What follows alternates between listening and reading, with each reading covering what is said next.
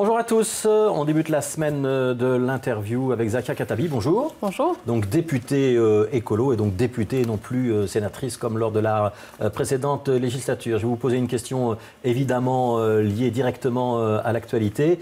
Quand vous avez découvert l'accord de gouvernement, vous avez été KO ou vous avez été survolté? Non, première réaction, c'est KO, vraiment. Je disais en boutade, j'avais envie de m'asseoir et de pleurer tellement c'est un catalogue de mesures presque caricaturales de la droite la plus réactionnaire. Et puis après, je me suis dit, tiens, je ne reconnais pas ma Belgique dans cet accord. Je ne reconnais pas ma Belgique parce que c'est exclusivement du sécuritaire, c'est un climat de suspicion généralisée. Et puis le troisième, c'est de me dire, mais dans quel monde est-ce qu'eux, ils vivent ?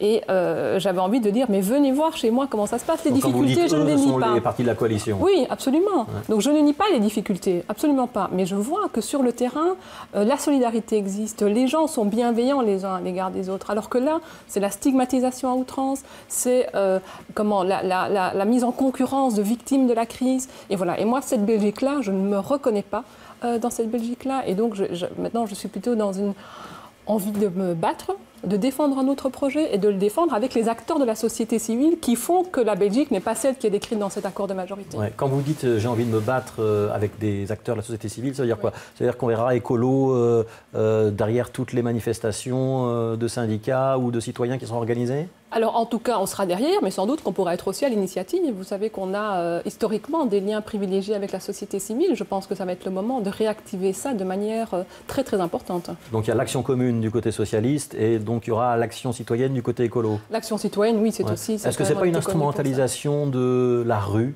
à des fins politiques? C'est pour ça que je disais, on soutiendra et on sera derrière, mais on sera aussi à l'initiative.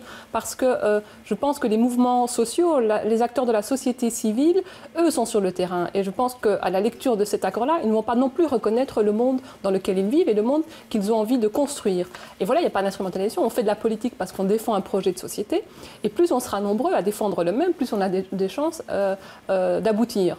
Voilà, et donc il n'y a pas d'instrumentalisation, absolument pas. Non, non. Alors on a entendu beaucoup de commentaires depuis le milieu de la semaine dernière. Oui.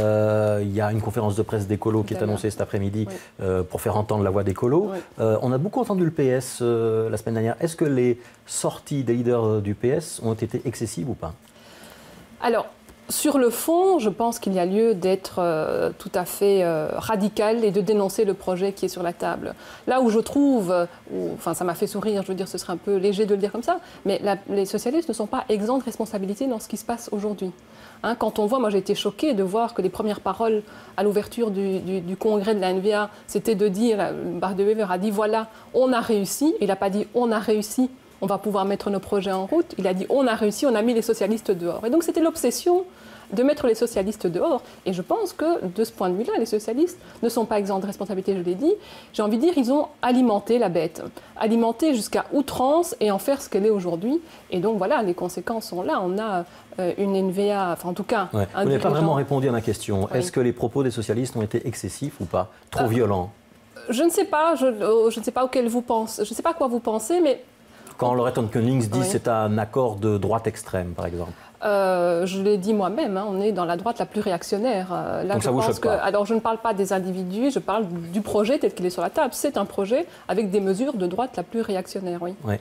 Jan Jambon, il vous a convaincu ce matin dans l'interview qu'il a donnée à la Libre Belgique? Oh là là, ça je pense que s'il y a un élément, alors il y en a plein, mais si il a condamné la collaboration, il a dit que c'était une erreur. Oui, d'accord, mais enfin, ça fait depuis le temps qu'il est au Parlement, pardon, on ne l'a jamais entendu. Alors aujourd'hui, évidemment, il doit défendre sa position. Je pense que s'il y a un élément sur lequel je n'arriverai pas à passer par rapport au choix que les libéraux ont fait, c'est en effet d'accepter comme casting Jan Jambon au gouvernement fédéral. Je pense que le signal c'est effrayant. Ça veut dire que les libéraux francophones, le MR aurait dû s'y opposer? Je pense, oui. Ils avaient les moyens de le faire? Alors ça, je n'en sais rien. Ils ont eu les moyens d'avoir le Premier ministre, mais je trouve que c'est cher payé de mettre un profit. Et d'ailleurs, il n'y a pas que Jan Jambon, hein, Theo Frankel n'est pas mieux.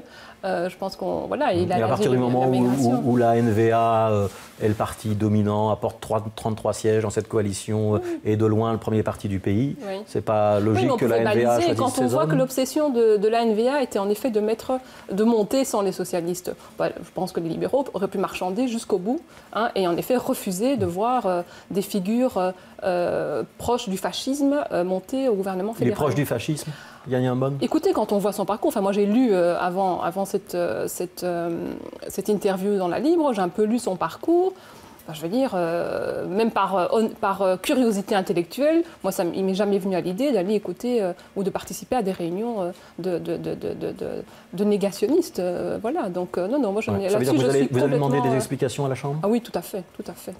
Oui, absolument. Et donc ce sera quoi? Ce sera des questions alors, posées au gouvernement? Ce sera dès demain ou vous des allez interpellations? Oui, tout à fait. Je pense que de la plénière, il y aura évidemment une parole claire. Est-ce qu'on ne revient pas au fameux divorce entre francophones et néerlandophones sur toutes ces questions-là qui sont liées à la collaboration pendant la Seconde Guerre mondiale, et on est en train juste de rouvrir un clivage qui existe depuis toujours?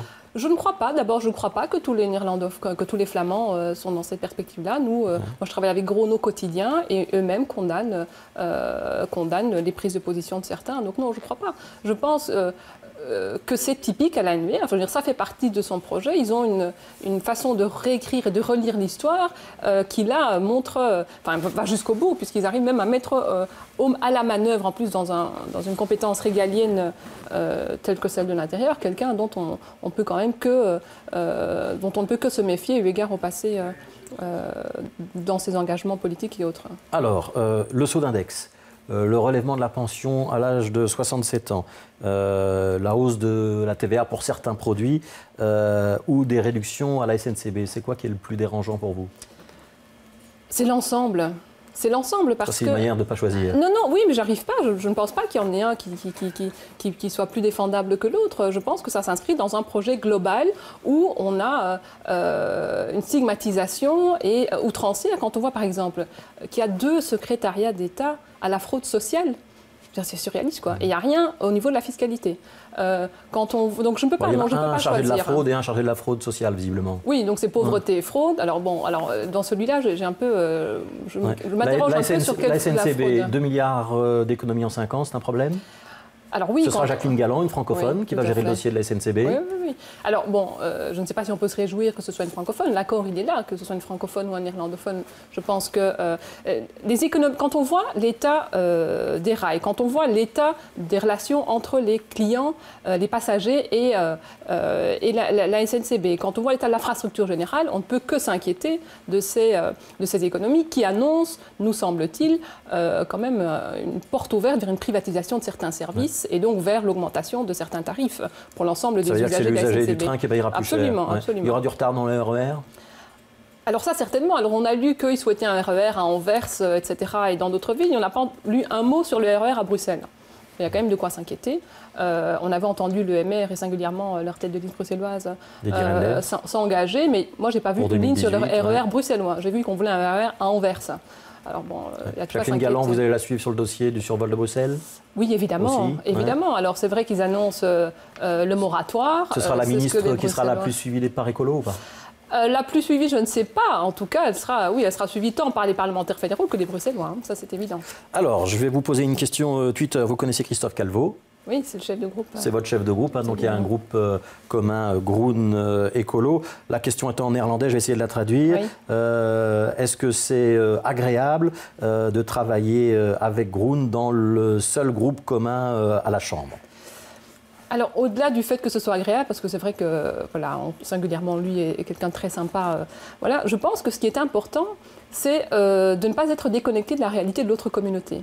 Et ça, au quotidien, je dois dire que c'est assez enrichissant et ça nous permet, dans les propositions qu'on fait, de ne pas s'inscrire, au niveau fédéral en tout cas, dans cette lecture communautariste des dossiers. Et donc, de ce point de vue-là, moi, je trouve que c'est important et le signal reste important. Donc, ça restera un groupe commun, et même sur des dossiers communautaires, comme par exemple la collaboration ou les investissements de la SNCB, vous ne discutez jamais avec Groen? Non, il y a des discussions pour arriver à des positions communes, comme pour l'institutionnel. Les positions qu'on a défendues pendant toute la négociation en matière institutionnelle étaient des positionnements écolo-Groen.